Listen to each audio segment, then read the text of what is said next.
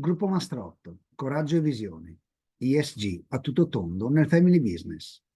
Corriere Imprese Nord-Est, 11 dicembre 2023.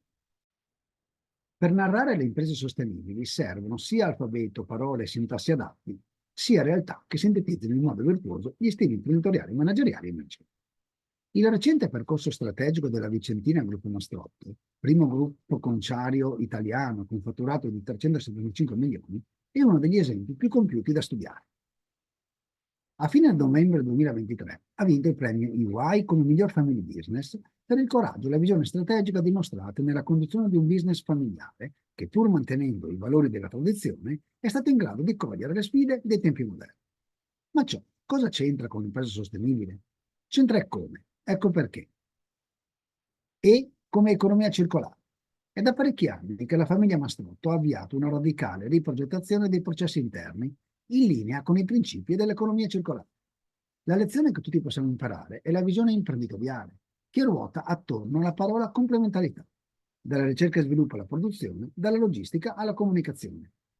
Il cosiddetto Sustainability Journey di Gruppo Mastrotto è un portafoglio di pratiche manageriali tra loro interdipendenti, che generano tanto più valore, anche economico, quanto più si integrano tra loro e che possono essere apprese e replicate.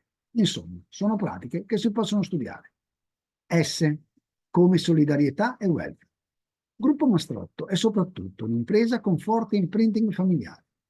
Fin dalla nascita nel 1958 ha applicato alcune delle indicazioni della Stakeholder Theory, che in tempi non sospetti suggeriva un approccio imprenditoriale e manageriale che tenesse conto anche delle istanze dei vari interlocutori interni ed esterni all'impresa. Oggi i valori dei fondatori Arciso Mastrotto con i figli Bruno e Santo si riflettono in iniziative coerenti con le sfide della contemporaneità.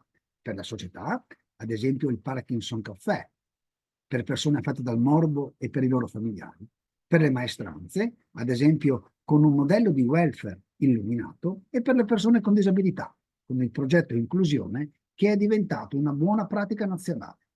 Quando sa rinnovarsi, la cultura della famiglia è un autentico asset strategico per la continuità dell'impresa.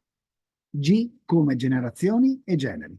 Da qualche anno Gruppo Mastrotto adotta una leadership duale, con i cugini Chiara e Graziano che rappresentano una seconda generazione dei rami della famiglia. Che il passaggio generazionale sia stato di successo lo dicono i fatti, ma qui emerge anche la gender equality, in posizione apicale.